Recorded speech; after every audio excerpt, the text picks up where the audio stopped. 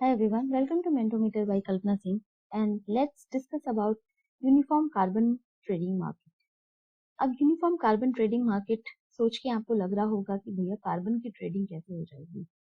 तो अब आपको पता चलेगा कि कार्बन की ट्रेडिंग भी हो रही है। इसका मतलब है कि सेंट्रल गवर्नमेंट ने जो है यहाँ पे considering like the central government is considering implementation of a carbon trading scheme that will subsume all carbon trading mechanism in India. और इंडिया में जो है अब ये भी ट्रेडिंग वगैरह उसका इम्प्लीमेंटेशन किस तरह से होगा उसके बारे में बात करते हैं।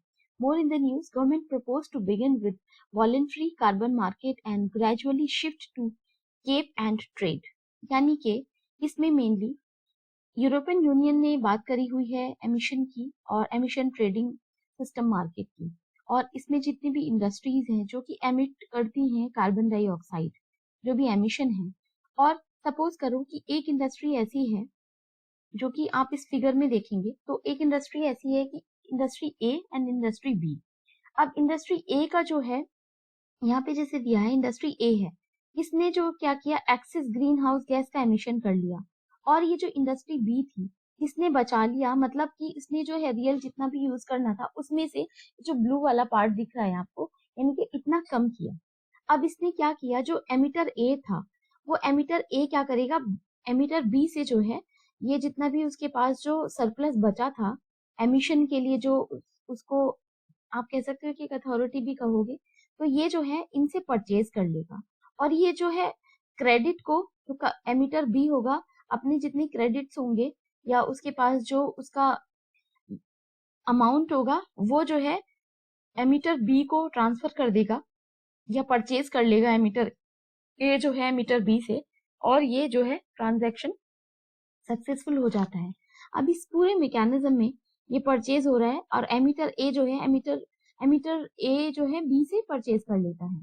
अब इसमें जो है ऑफसेट क्रेडिट्स होते हैं, ऑक्शन एंड सेल जो होता है म्यूचुअल एग्रीमेंट्स होते हैं इनके बीच में। और अगर इसकी बात करें जो भी इसका गैप वगैरह था उसकी डिटेल में बात करते हैं, जो यहाँ पे मेंशन किया है setting a cap, an overall limit of cap set on the amount of emission allowed from significant source of carbon including power, industry, automotives and air travel। तो ये जितनी भी इंडस्ट्रीज हैं, ये ट्रेवल हुआ चाहे ऑटोमोटिव हुई या कार्बन एमिशन सिग्निफिकेंस सोर्सेज जितने भी हैं, अब उसमें से जो है इशुएंस ऑफ परमिट्स, उसकी परमिट्स की बात करते हैं। तो गवर्नमेंट जो है इशू करती है permit to the agreement limited on each permit is usually measured in terms of 1 ton of carbon dioxide equivalent। यानी कि हर जो इंडस्ट्री को एक कार्बन डाइऑक्साइड को जो भी इक्विवेलेंट जो मेजर्स था वो दिया गया, उसमें जो है सेलिंग एंड बाइंग जो हुई यहाँ पे, तो ये जो है फिर मतलब it takes place. So if a company curbs its own carbon significantly below the cap, it can trade the access permit on the carbon market for cash, if not it may have to buy extra permits। यानी कि जो दूसरी वाली company है वो या तो extra permit ले सकती है गवर्नमेंट से, तो उसके लिए उसको एक जो है अमाउंट चुकाना पड़ेगा, या फिर दूसरी जो कंपनी है उनके बीच में ये ट्रेड हो सकता है। अब उसके बारे में और बात करते हैं कार्बन ट्रेडिंग के या कार्बन एमिशन ट्रेडिंग। तो मार्केट बेस्ड सिस्टम, उसमें जो कि बाय और सेलिंग को परमिट करना, इसमें भी क्रेडिट्स वगैरह या जो भी सेल या फिर एक्सचेंज ऑफ दैट, उसमें जो मेन है जो भी मोस्ट यूज मॉडल है इसमें कैप एंड ट्रेड है, जिसमें कि mainly the idea cap and trade originated from Kyoto protocol. यानी कि क्योटो प्रोटोकॉल से जो है ये आइडिया जनरेट हुआ। उसके बाद Kyoto protocol created 3 market mechanism. 3 market mechanism में से सबसे जो पहला था एमिशन ट्रेडिंग, उसके बाद आता clean development mechanism and joint implementation. 3 जो है इसके मैकेनिज्म आए। उसके बाद आता है Paris Agreement under Article 6, create a new market mechanism and offer framework from non-market approaches। यानी कि जितनी भी एक तो मार्केट मैकेनिज्म को डेवलप करना और जितने भी नॉन मार्केट मैकेनिज्म है उसका जो है इम्प्लीमेंटेशन करोगे आप, और उसी जो है उसको जो है क्रिएट करना। Can exist an international, national, state and local level. तो इसको जो है तीनों लेवल पे है स्टैब्लिश किया जा सकता है। जैसे कि एग्जाम्पल है 2021 में China launch the world's largest market for carbon emission trading. तो चाइना तो वैसे ही हर जगह पे आगे निकल लेता है, पता नहीं कहाँ से। इंडिया लगता है कि शायद हम लोग सोते ही रह जाते हैं बहुत जगह पे। तो रिलेटेड अगर इससे न्यूज की बात करें, digital monitoring, reporting and verification यानी कि DMRV system with growing interest of countries to participate in carbon market to meet the climate change goals, innovation, और इसमें जो भी innovation tracking, reduction of GHG का जो एमिशन है उसको कम करना, तो पूरा जो है मैकेनिज्म और उसका ट्रैकिंग रखना। उसमें जो भी फर्स्ट स्टेप है end to end digitisation of post 2022 carbon market, उसको जो है पूरा डिजिटाइज करना। उसके बाद जो है बेस्ड ऑन आर्टिफिशियल इंटेलिजेंस और मार्केट लर्निंग, ब्लॉकचेन और स्मार्ट सेंसर, ड्रोन्स, इन सारी चीजों पर बेस्ड होगा ये। अब इसके बारे में बात करते हैं जितने भी मार्केट और उसकी अप्रोचेज हैं। Market under the Paris agreement article 6। So international transformation mitigation outcome की बात करें हम, सो मार्केट मैकेनिज्म आर्टिकल जो है 6.2 allows countries on voluntary direct bilateral cooperation basis on the cell and extra emission reduction they have achieved compared to their national determined contribution। यानी कि जो इसका कंट्रीब्यूशन था उसको डिटरमाइन करना, मेनली कंट्री को अलाउ करना वॉलेंटरी बेसिस पे जो भी बाइलेटरल कॉपरेशन हैं उसके बेसिस पे, और जो एक्स्ट्रा एमिशन है उसका रिडक्शन करना और आपस में जो है कोलैबोरेटिव मैकेनिज्म डेवलप करना। दूसरी चीज आती है सस्टेनेबल डेवलपमेंट मैकेनिज्म की। मार्केट मैकेनिज्म 2 की अगर बात करें, आर्टिकल 6.4 बात करता है trading of emission reduction created anywhere in the world by the public और प्राइवेट सेक्टर। अब यहाँ पे बात करते हैं एग्जिस्टिंग कार्बन ट्रेडिंग मैकेनिज्म की, that is in India. Renewable energy certificate REC बात करता है a market based instrument to promote renewable energy and facilitate compliance of renewable purchase obligations RPOs by obligated entitles. One REC is treated as equivalent to one MWH, और उसके अलावा जो है can also be bought voluntary by entities. Two category, second category बात करेंगे, second category of REC solar REC and non solar REC यानी कि renewable energy certificates की। और ट्रेडिंग की बात करें, trading only on the certificate electricity regulatory commission CERC approve करेगा उसको पावर एक्सचेंज के लिए, यानी कि Indian energy exchange IEX and power exchange India PXIL, दोनों में जो है ट्रेडिंग इसकी होगी। उसके बाद आता है energy saving certificates. Let me zoom it bit. So market based जो रेगुलेशंस इंस्ट्रूमेंट्स की बात करें, so market based regulation instrument to reduce the specific energy consumption, जैसे कि एनर्जी सेंसिटिव इंडस्ट्रीज हैं। उसके अलावा ई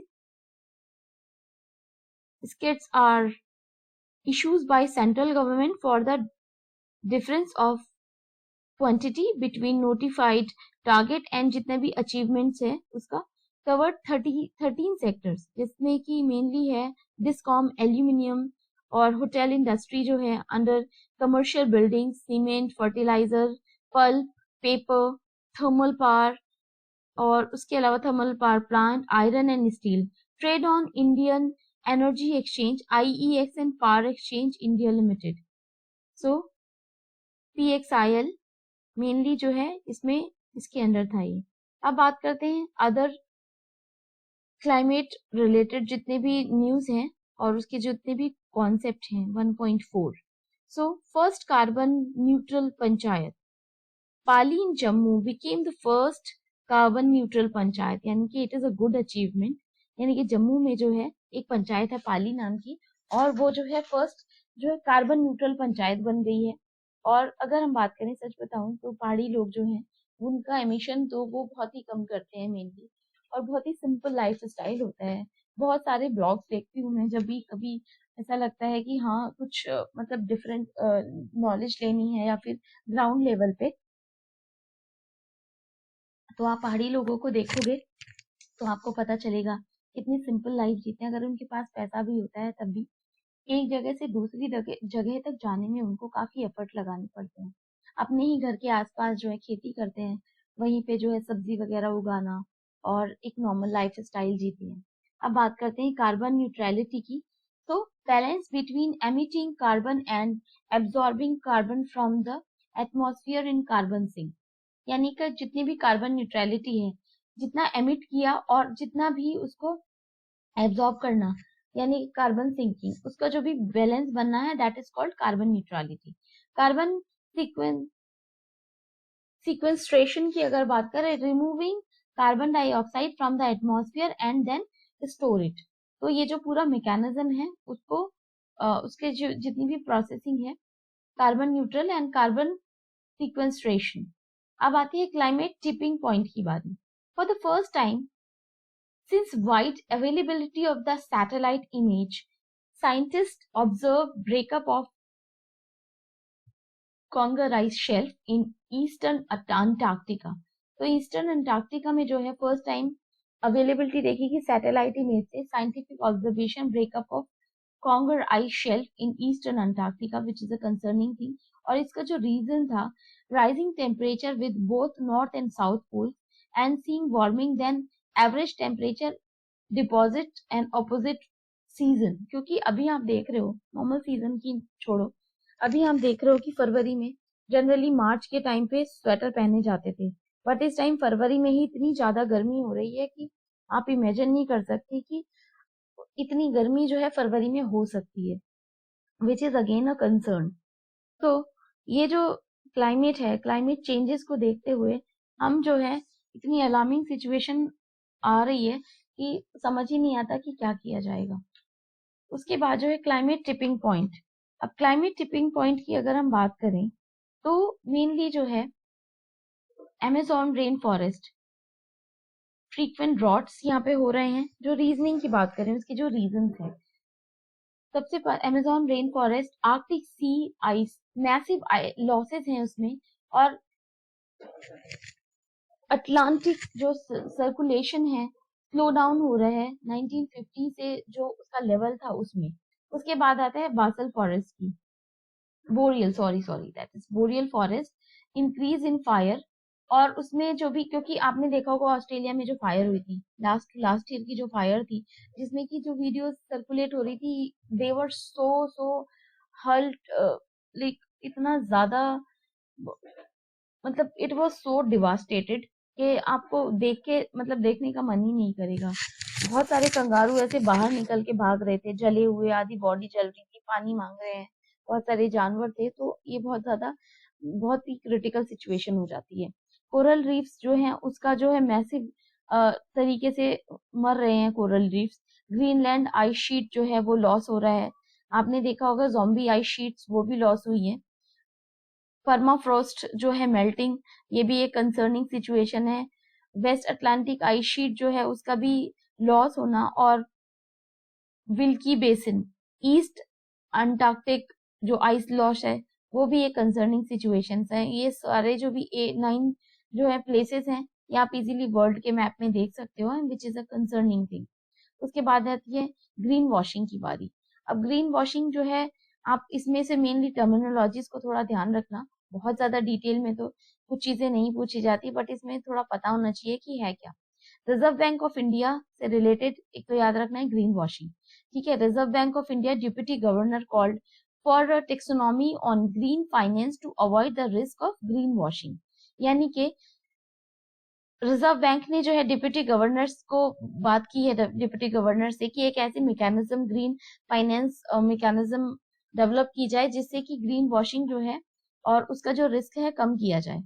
ये टर्म कॉइन की गई थी एनवायरमेंटलिस्ट के द्वारा, जैक वेस्टरवील्ड इन 1986। उसके बाद प्रैक्टिस में आई, practice of misleading general public into believing that companies, sovereign or civic administrations are doing more for the environment than they actually are।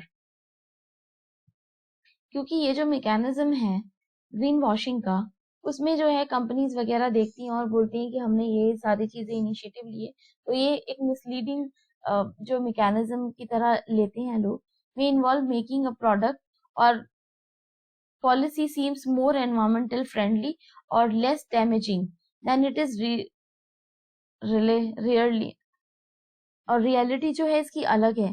So forms of green washing उसमें बात करें vagueness की, तो mainly इसमें being purposely non specific about operations of material, यानी कि material का जो ऑपरेशन था उसको जो है उसके बारे में ठीक से डिटेल ना देना. लेस इविल्स, यानी कि applying a do good level to an environmentally unfriendly product.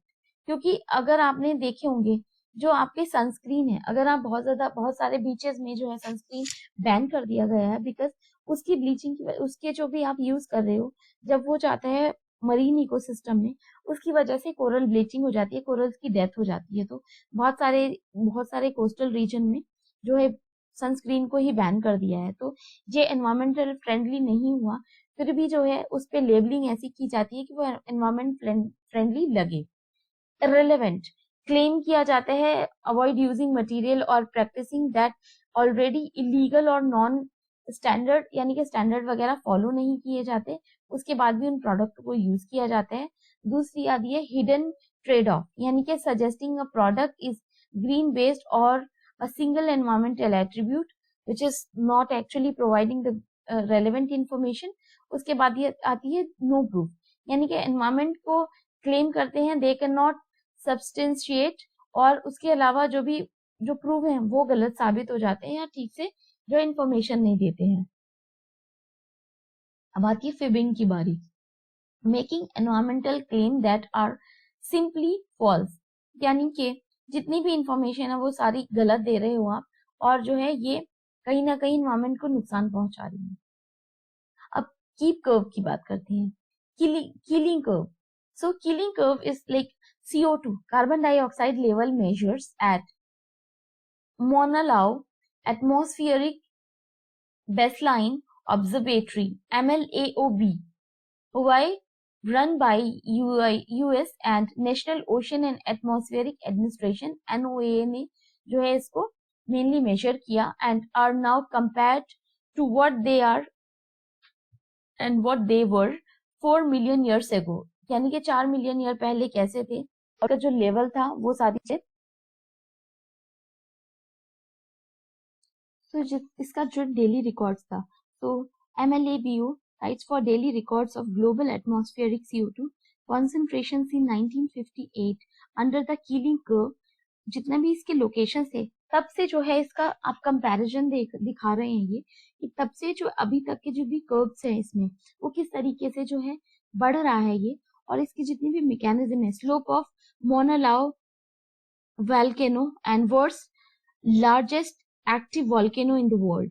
तो इसका जो भी मैकेनिज्म है उसकी डिटेलिंग तब से 1958 से अभी तक को जो भी चेंजेस हैं, उसके अलावा जितने भी गैशियस मेजर हैं जिसमें कार्बन मोनोऑक्साइड है, methane, nitrous oxide, sulphur dioxide, ये सारी जितनी भी गैसेस हैं उसको मेजर किया गया. और कीलिंग कर्व में जो भी it is named after Dr. Charles David Keeling and longest uninterrupted instrumental record of atmospheric CO2 in the world. क्योंकि इसमें देख रहे हैं कि इस वॉल्केनो की वजह से इतने जो भी डिस्ट्रप्शन हुआ और इतनी सारी जितनी भी गैसेस निकल रही हैं, तो ये जो है उसको मेजर कर रहे हैं और किस तरीके से कंपैरिजन कर रहे हैं 1958 से. रिपोर्ट्स एंड इंडिसेस को हम नेक्स्ट वीडियो में जो है डिस्कस करेंगे, ताकि जो है ये आप क्विकली अगर इसको आपको रिवाइज करना हो तो आप क्विकली रिवाइज कर सको. Till then take care guys, and please share and subscribe the channel as well. Bye bye, take care.